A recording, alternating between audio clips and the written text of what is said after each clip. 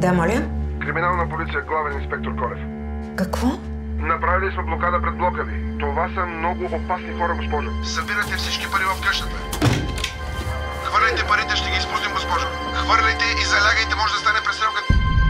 Ало?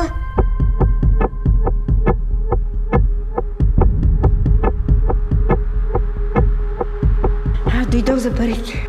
Какви пари? И той ми каза да хвърля парите през прозореца. Звънят на произволни номера, докато не попаднат на потенциалната жертва. Никой не е защитен, повярвайте ми. Какво станало?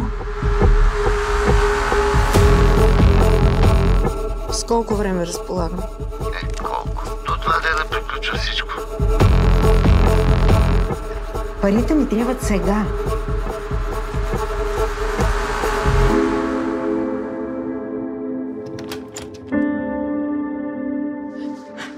Цял живот съм живяла според правилата.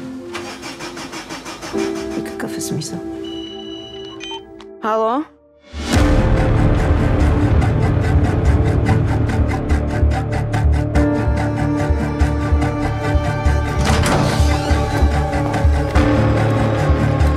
Имаме свидетел.